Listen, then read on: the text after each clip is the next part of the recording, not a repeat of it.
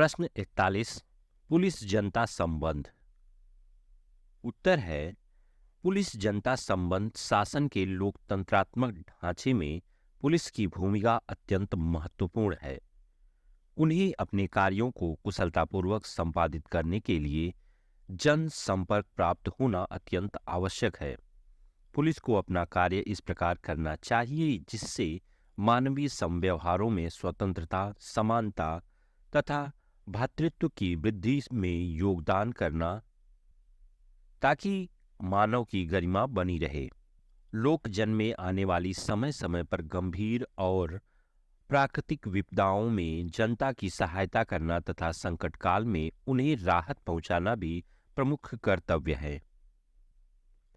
उसी प्रकार जनता को भी पुलिस के कार्यों में सहायता पहुंचानी चाहिए, क्योंकि दोनों एक दूसरे की सहायता के बिना अपने कर्तव्यों का निर्वाह ठीक प्रकार से नहीं कर सकते हैं। पुलिस कार्यों में जनता का अधिक सहयोग प्राप्त करने के लिए दिल्ली में नागरिक स्वयं सेवक दल का गठन किया गया है। प्रश्न 42। मृत्यु अन्वेषण रिपोर्ट। उत्तर, मृत्यु अन्वेषण रिपोर्ट पुलिस के कार्यों में एक प्रमुख कार्य है मृत्यु अन्वेषण रिपोर्ट तैयार करना।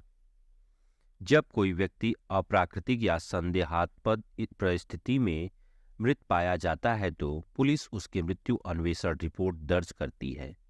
दंड प्रक्रिया संहिता की धारा 174 में केवल दंडाधिकारियों को यह अधिकार है कि यह सुनिश्चित करने के लिए मृतक के मृत्यु हत्या, आत्महत्या या अकस्मात अपघात इसमें से किस कारण हुई है इसका अन्वेषण करें। मजिस्ट्रेट इसकी जांच करेगा, फिर भी वह इस कार्य में पुलिस अन्वेषण रिपोर्ट की सहायता ले सकता है। इस जांच में स्थानीय प्रतिष्ठित व्यक्तियों की उपस्थिति अन्वेषण रिपोर्ट की सत्यता को बल प्रदान करती है। इस संबंध में पुलिस को स्वविवेक का प्रयोग ईमानदारी और सतर्कता से करना चाहिए। प्रश्न 43। जेल संहिता।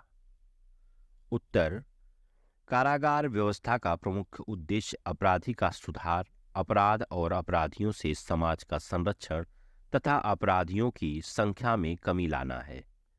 कारागार में कैदियों से जेल कर्मियों द्वारा अमानवीय व्यवहार किया जाता है तथा स्वच्छ पानी एवं पौष्टिक भोजन नहीं दिया जाता है।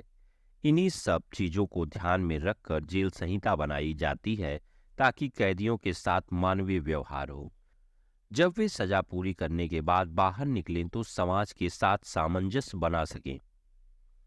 जेल संहिता में जेल कर्मियों तथा कैदियों दोनों के लिए आवश्यक निर्देश विहित रहते हैं, जिसे जेल कर्मी तथा कैदी दोनों उसका अनुसरण करें।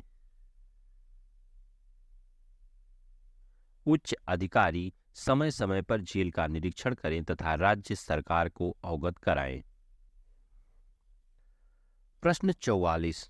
प्राचीर विहीन कारागार।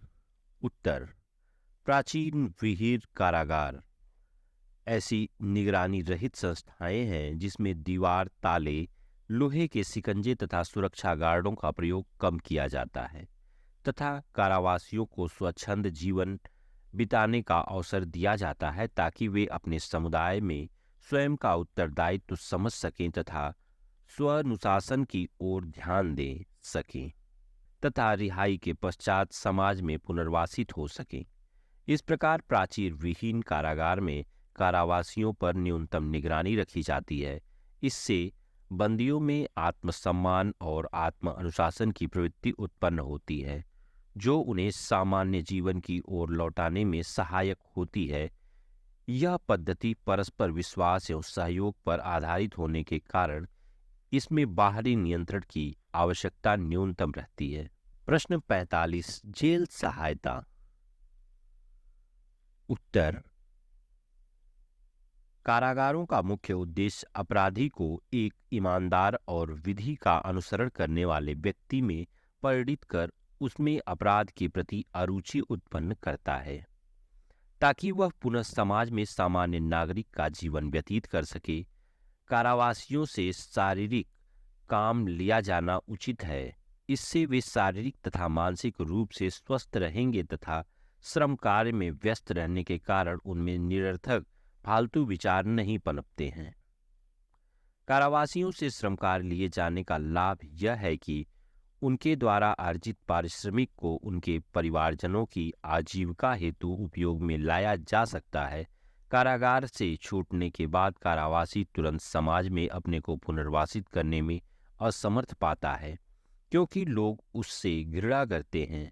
इसलिए कारागार से रिहा हुए कैदी की उत्तरभिक्षा के लिए अनेक राज्यों में सहायता केंद्रों की स्थापना की गई है।